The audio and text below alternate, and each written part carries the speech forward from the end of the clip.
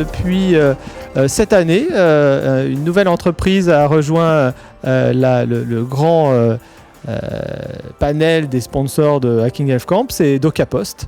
Et c'est marrant, mais pour venir en parler, c'est un très ancien du Hacking Elf Camp qui vient, parce que sa startup a été rachetée par ce grand groupe français. Salut Xavier Auguet. Historique. Bah oui, je crois que tu es la seule personne que je connais qui a fait tous les Hacking Elf Camp. J'ai retrouvé le premier t-shirt, alors je suis content de savoir un peu plus grossi. Le collector, quoi. Je crois que c'est celui de la première année parce que je les garde empilés les uns sur les autres dans le placard et c'était le dernier, le plus bas. Alors, raconte-nous, parce que toi, tu étais justement au Hacking Elf Camp au départ, tu avais ta petite start-up. Aujourd'hui, tu es racheté par un grand groupe qui s'appelle DokaPost. Parle-nous un peu de toi et de l'aventure Icanopé. Écoute, c'est une vraie aventure, comme tu dis. Je dirais même parfois une aventure un peu qui est devenue une croisade. On a traversé des périodes qui étaient des périodes très compliquées dans le développement de l'entreprise. Alors, juste pour redire, parce que peut-être que certains ne se rappelleront pas de qui est ce que je faisais et qui je suis, mais donc j'ai fondé Société Icanopé et on s'est spécialisé en 2009 sur un sujet qui s'appelle le dossier médical partagé. Et on a développé des outils, des technos qui permettent au départ aux professionnels de santé d'interagir avec le DMP et puis aujourd'hui qui accompagnent grosso modo 60 000 professionnels de santé dans leur pratique. Alors pas quotidienne, ça serait un peu abusé, mais au moins hebdomadaire et qui accompagnent à peu près 2000 établissements médico-sociaux dans le partage de données de santé avec les structures de plus grande taille et on travaille aussi avec quelques établissements. Donc voilà, donc Icanopé, on va dire, s'est développé tranquillement avec 3 grandes périodes en fait et ça, si on doit partager des choses avec les porteurs de projets, c'est ces moments-là en fait. Donc un grand moment de doute en 2012 quand on va dire il y a eu un changement politique qui a entraîné beaucoup de modifications sur le projet DMP et généré beaucoup d'instabilité pour Icanopé, voire je pense que si j'avais pas été un vieil entrepreneur, on aurait échoué, en fait. Et puis en fait, on a eu la chance de faire une belle levée de fonds en 2013-2014 avec un business angel, business angel qui nous a accompagnés de manière très forte pendant 5 ans, qui a toujours été là et il est sorti cette année, donc c'est le groupe DokaPost qui nous a, on va dire, intégré à son offre en tant qu'asset technique et aussi la compétence de Icanopé, on va dire, à créer une communauté d'éditeurs autour d'elle, parce qu'aujourd'hui, en fait, on travaille, on va dire, de manière ouverte avec plein d'acteurs du marché de l'édition de logiciels. Et donc, pour moi, c'était un vrai défi de devenir, Sébastien, directeur général d'une filiale du groupe DokaPost. Tu imagines un peu le truc, quoi. Avec mon CV, si les gens savaient d'où je sors, pas gagnant. Donc voilà, donc je ne sais pas si Régis va joindre à nous ou pas, il devait être là. Mais, non, il m'a dit qu'il venait pas. Ah, il t'a dit qu'il venait pas. Bon, je pense qu'il est un peu coincé, il vit à la campagne et je pense qu'il à titre de réseau. Pour t'expliquer pourquoi je suis peut-être arrivé chez DokaPost, en fait, ce qui a poussé Icanopé à être connu, identifié par DokaPost, c'est que l'interopérabilité était un sujet qu'on portait depuis longtemps autour du DMP et il se trouve que DokaPost opère le dossier pharmaceutique pour le Conseil national de l'ordre des pharmaciens et qu'Icanopé a été choisi comme prestataire technique pour un petit composant, on va dire, qui est utilisé aujourd'hui par les médecins qui se connectent au dossier pharmaceutique. Et donc, ça a créé une proximité entre Icanopé et DokaPost et qui nous conduit aujourd'hui à faire partie de ce grand groupe qui a beaucoup d'ambition. Régis le dirait mieux que moi. Alors, beaucoup d'ambition autour d'un sujet. Moi, je pense que le groupe DokaPost, que veut le groupe DokaPost surtout, c'est renvoyer une image de la confiance. Le groupe DokaPost est une filiale du groupe La Poste, donc c'est quand même un groupe qui est adossé à une grande entreprise française. Et donc, cette confiance, il faut la gagner. Et donc, on essaye avec le groupe de monter en valeur sur ce marché de la santé, qui est un marché qui offre maintenant de très très belles perspectives avec tout ce qui arrive en ce moment en fait. Mais DocaPost en soi, ça fait pas de la santé. Qu'est-ce qu'ils font chez DocaPost et pourquoi ils s'intéressent à la santé?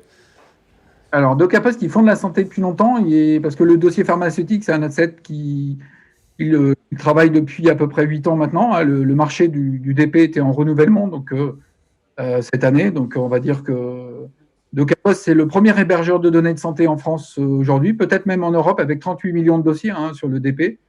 Donc, une vraie expertise sur le sujet. Et donc, DocaPost fait valoir cette expertise sur le marché. Alors, la présence d'Icanopé dans l'offre permettra peut-être de rendre le sujet un peu plus visible. Mais la volonté du groupe, c'est on va dire, d'atteindre une taille suffisamment critique pour être visible sur ce marché.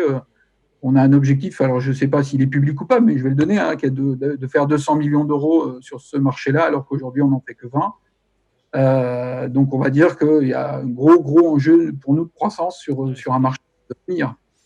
Voilà. Après, le groupe La Poste a aussi une division plutôt silver sur la santé, et donc il y a des volontés aussi de faire un collectif La Poste sur le sujet de la santé et de travailler de manière groupée sur certains sujets, quoi.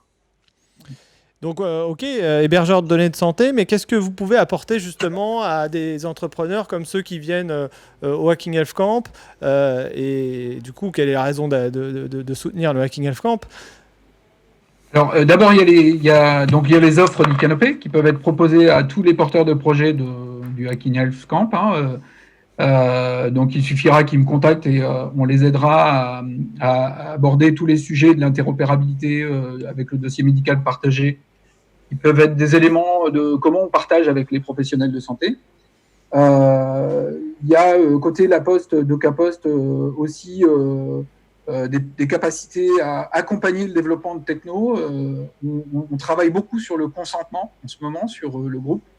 Donc, on a gagné un gros marché en Hauts-de-France sur ce sujet-là. Et donc, on est en train de déployer 728 établissements en Hauts-de-France sur une solution de consentement qui est un vrai sujet en fait autour des données de santé. Enfin, j'ai écouté le pitch tout à l'heure et je me dis en fait qu'un des vrais sujets pour rendre les silos ouverts entre hôpitaux et entre structures, entre éditeurs de logiciels, il va falloir travailler sur le consentement du patient et donc le consentement éclairé, puisque c'est la nouvelle norme avec le RGPD. Et puis après, il y a peut-être beaucoup d'assets techniques côté Doca qui ne sont pas très bien connus par le grand public, mais on travaille sur des gros projets d'IA, on travaille sur des projets de big data.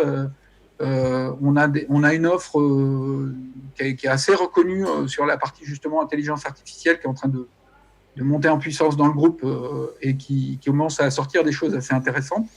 Il se trouve que le groupe a travaillé sur maladie coronavirus et on a de très très bons retours et donc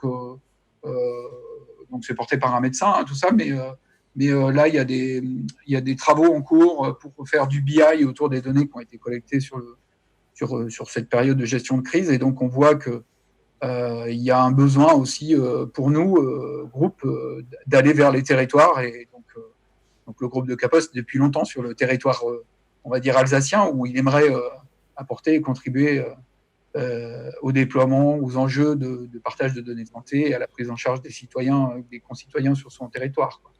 Mais alors justement, tu parlais de consentement, ça c'est un enjeu très fort, la capacité à partager de la donnée de santé avec le consentement du patient. Ça peut se digitaliser, ce consentement. Comment ça se passe? Je sais qu'il y a une solution qui est en train de se mettre en œuvre chez vous, on en a parlé hier après-midi. Le e-consentement, comment ça se passe?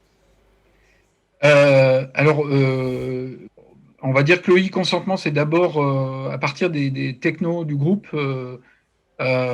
qui sont des technos. Alors, il y a IN La Poste, par exemple, qui a un SSO d'authentification à valeur probatoire. J'ai un trou de mémoire, mais en tout cas, c'est C'est la seule solution qui a obtenu toutes les certifications et tous les labels qui vont bien au niveau européen. D'ailleurs, c'est même la première solution.